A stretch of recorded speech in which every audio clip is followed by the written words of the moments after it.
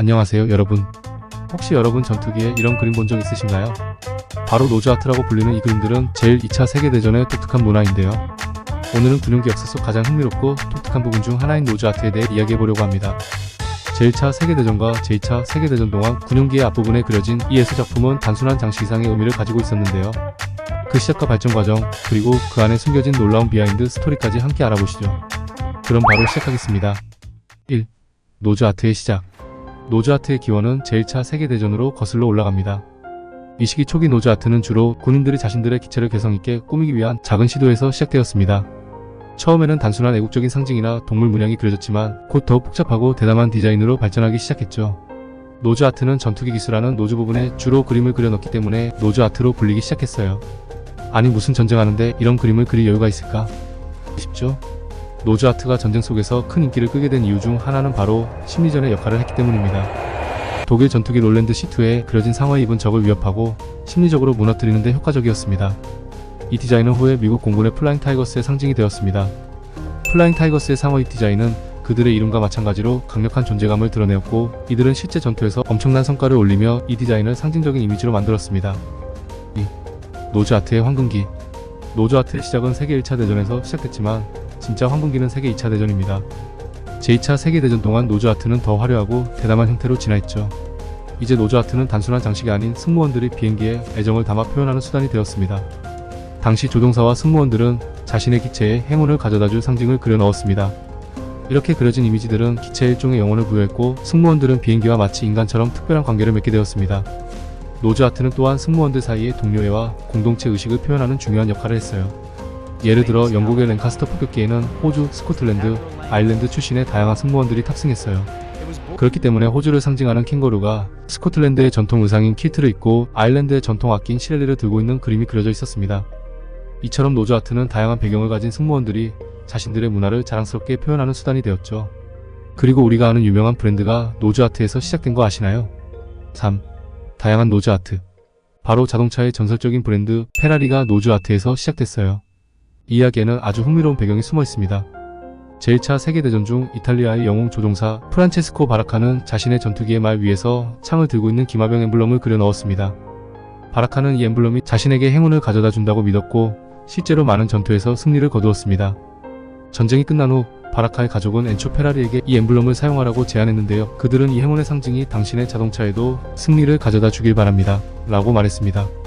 페라리는 이 엠블럼을 자신의 자동차에 적용했고, 오늘날 우리가 알고 있는 페라리의 상징적인 카발리노 람판테인 기마상 말로 탄생하게 된 것이죠. 노즈아트가 이렇게 자동차 브랜드의 아이콘으로 다시 태어났다는 사실은 정말 흥미롭죠. 노즈아트의 디자인은 단순히 전투력을 상징하는 것뿐만 아니라 승무원들의 사기를 높이고 전쟁의 스트레스에서 벗어날 수 있는 하나의 도피구였습니다. 예를 들어 미국의 만화 캐릭터인 미키마우스, 피터팬, 벅스버니 같은 이미지들이 비행기 앞부분에 그려지기도 했습니다. 이러한 캐릭터들은 당시 사람들에게 웃음과 위안을 주었고, 승무원들에게 전쟁 중에 잠시나마 즐거움을 느낄 수 있게 해주었습니다. 흥미로운 사례로 일부 승무원들은 자신들의 고향과 사랑하는 사람들을 기념하기 위해 비행기에 그들의 이름이나 초상화를 그려 넣었습니다. 이와 같은 개인적인 터치는 비행기와 승무원 사이의 유대감을 더욱 깊게 만들었으며, 이러한 감정적 연결은 비행기와 함께한 시간 동안 더욱 깊어졌습니다. 전쟁에 지친 혈기왕성한 남성들에게 가장 큰 흥미는 뭘까요? 바로 여성이죠. 제2차 세계대전 동안 피넛걸은 노즈아트에서 가장 인기를 끌었던 주제였습니다. 미국의 유명한 상업예술가였던 조지 패티와 알베르토 바르가스의 피넛걸 일러스트는 에스콰이어 잡지에서 가져온 것으로 당시 군인들 사이에서 엄청난 인기를 끌었습니다. 이 피넛걸들은 단순히 아름다움의 상징일 뿐만 아니라 집에 두고 온 연인과 가족을 그리워하는 병사들의 마음을 표현한 것이기도 했습니다. 이 피넛 아트는 종종 승무원들에게 강력한 동기부여 역할을 했습니다. 예를 들어 B-14 폭격기인 더 드래곤 앤드 히스테일은 용이 아름다운 여성을 움켜쥐고 있는 모습을 그린 거대한 그림으로 승무원들에게 공포와 동시에 보호의 이미지를 주었습니다. 이러한 그림들은 승무원들이 전투에서 느끼는 불안과 공포를 극복하는 데 도움을 주었고, 승리의 상징으로 여겨지기도 했습니다. 그럼 한국에서도 노즈아트가 있었을까요? 만약 있었다면 어떤 모습이었을까요? 4. 한국의 노즈아트. 많은 분들이 한국에서 노즈아트가 존재했는지 궁금해하실 텐데요. 사실 한국은 제2차 세계대전이나 베트남 전쟁과 같은 주요 전쟁의 당사자가 아니었기 때문에 전통적인 의미의 노즈아트 사례는 서양의 사례와 비교해 상대적으로 적습니다. 그러나 한국 전쟁을 통해 우리는 흥미로운 장면들을 발견할 수 있었어요. 한국 전쟁 중의 노즈아트는 주로 미군이 한국에 주둔하며 사용했던 전투기와 폭격기들에 나타났습니다. 특히 한국전쟁 당시 주둔한 미군 부대들은 그들의 비행기와 헬리콥터에 노즈 아트를 그리면서 그 문화가 전파되었어요. 이들은 고향에서 가져온 디자인이나 당시 유명했던 만화 캐릭터, 심지어 경상남도에서 사랑을 담아 같은 문구를 그려넣기도 했습니다. 이를 통해 미국 병사들은 고향에 대한 그리움과 사기를 표현했죠.